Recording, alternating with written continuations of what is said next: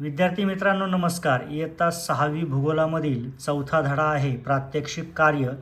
याचा स्वाध्याय आज आपण सोडवणार आहोत. या धड्यामध्ये आपल्याला 3 प्रश्न दिलेले आहेत. त्यातील पहिला प्रश्न जो आहे तो जगाच्या नकाशा आराखड्यामध्ये आपल्याला काही बाबी दाखवायच्या आहेत आणि दुसरा आणि तिसऱ्या प्रश्नामध्ये आपल्याला आलेख तयार करायचे आहेत. पहिल्या प्रश्नामध्ये आपल्याला जगाच्या नकाशामध्ये विषुववृत्त, मूळ रेखावृत्त, ऑस्ट्रेलिया खंड, भारत आणि अटलांटिक महासागर या गोष्टी दाखवायला सांगितल्या आहेत आणि त्याची सूची तयार करायला सांगितली आहे.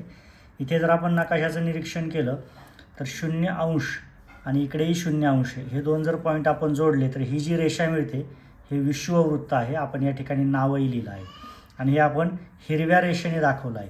त्यामुळे सूचीमध्ये विषुववृत्तासमोर एक चौकट करायची आणि याच रंगाची रेष मारायची. अशा पद्धतीने विषुववृत्त दाखवलं. त्यानंतर मूळ रेखावृत्त जे आहे ते उभं असतं.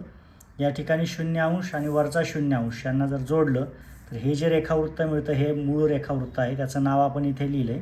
हे गुलाबी रंगाने आपण दाखवलं आहे आणि इथे मूळ रेखावृत्त याच्या समोरची जी चौकट आहे याच्यामध्ये त्याच गुलाबी रंगाची आपण रेष मारलेली आहे. यानंतर आपल्याला ऑस्ट्रेलिया खंड दाखवायला सांगितला होता. या ठिकाणी ऑस्ट्रेलिया खंड आहे. ऑस्ट्रेलिया खंड दर्शवण्यासाठी आपण तिरप्या लाल रेषा वापरल्या आहेत. तशाच लाल रेषा ऑस्ट्रेलिया खंड याच्या समोरच्या चौकटीतही दर्शवल्या आहेत. यानंतर भारत देशासाठी आपण हिरव्या तिरप्या रेषा वापरल्यात आणि इथे भारत देश रंगवला आहे. आणि यानंतर अटलांटिक महासागर हा इथे निळ्या पाण्याने दाखवला आहे. इथे आपण नाव लिहिलेलं आहे कारण इथे सगळीकडेच निळं पाणी आहे, तेव्हा या भागामध्ये अटलांटिक महासागर आहे. अशा पद्धतीने या जगाच्या नकाशामध्ये पहिल्या प्रश्नामध्ये ज्या 5 गोष्टी आपल्याला दाखवायला सांगितल्या होत्या त्या आपण दर्शवलेल्या आहेत. पुढील प्रश्न पाहूया.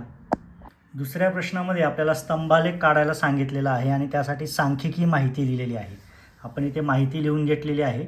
4 तालुके दिलेत: अंबाजोगाई, धरणगाव, पंढरपूर आणि कामठी. आणि या ठिकाणी पर्जन्यमान किती होतं ते मिलीमीटरमध्ये आकडे आपल्याला दिले आहेत. अंबाजोगाईला 622, धरणगावला 559 मिलीमीटर, पंढरपूर 732 मिलीमीटर आणि त्यानंतर कामठी 845 मिलीमीटर एवढं पर्जन्यमान आहे 2024चं. ही सांख्यिकी माहिती आपल्याला पुस्तकात दिली आहे. त्या आधारे आपल्याला स्तंभालेख काढायचा आहे. तर स्तंभालेख काढत असताना आपण सुरुवातीला एक्स अक्ष निश्चित केला. या एक्स अक्षावर दिलेले जे 4 तालुके आहेत त्यांची नावं लिहिली. त्यानंतर ह्या बाजूला वाय अक्ष निश्चित केला. आता आपण आकड्यांचं निरीक्षण केलं तर साधारणतः सगळ्यात कमी आकडा आहे 559 आणि सर्वात जास्त आकडा आहे 845. म्हणजे आपल्याला 900 950पर्यंत आकडे येणं अपेक्षित आहे.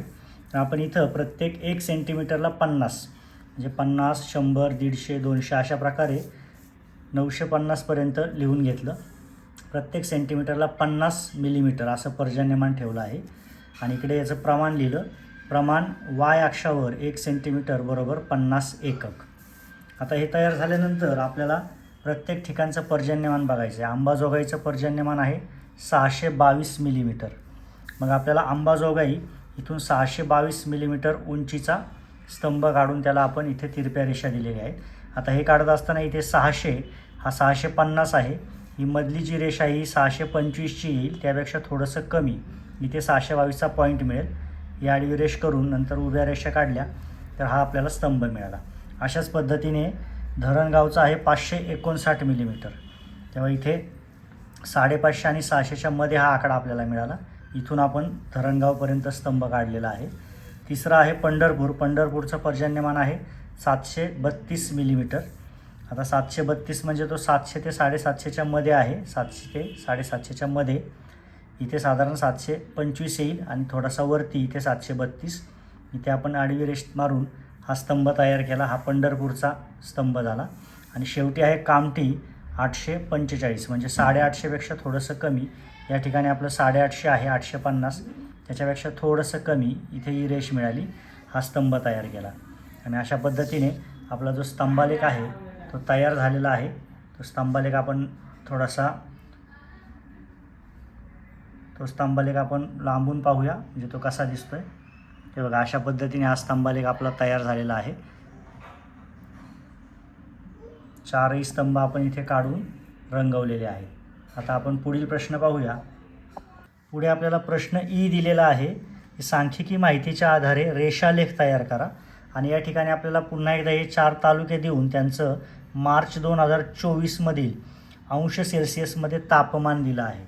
अंबाजोगाईला 34 अंश सेल्सिअस आहे, धरणगावचं तापमान 35 अंश सेल्सिअस आहे, पंढरपूरचं 37 अंश आणि कामठीचं 30 अंश आहे. पुन्हा एकदा आपण एक्स अक्षावर ही 4ही गावं 4ही तालुके घेतले. त्यानंतर इकडे वाय अक्षावर आपण इथे लक्षात येईल आपल्या सगळे आकडे हे साधारणतः 30 ते 40च्या मधले आहेत.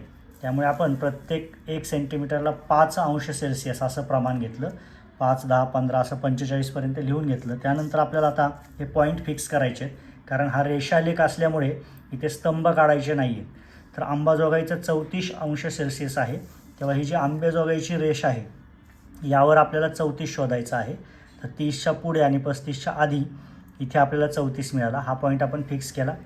यानंतर धरणगाव 35 आहे, तर 35चा बिंदू या ठिकाणी आहे. धरणगाव जे नाव आहे इथून वरती आपल्याला 35वर खूण करायची. इथे लक्षात घ्यायचं हे तालुके घेत असताना समान अंतरावर घ्यायचे. प्रत्येकी 2 सेंटीमीटरवर हे तालुके घेतलेले आहेत. हे तालुके लांब जवळ करायचे नाही, यांच्यामध्ये विशिष्ट अंतर आपल्याला सांभाळायचं आहे. यानंतर तिसरा आहे पंढरपूर. पंढरपूरचं तापमान आहे 37 अंश सेल्सिअस.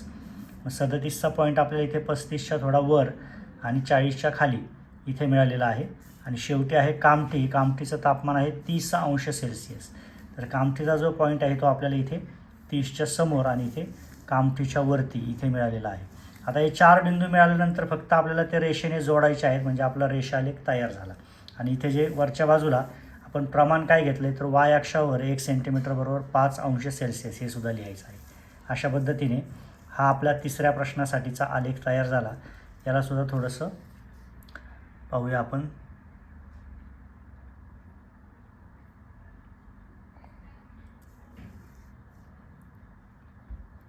तर अशा पद्धतीने हा आलेख तयार झालेला आहे.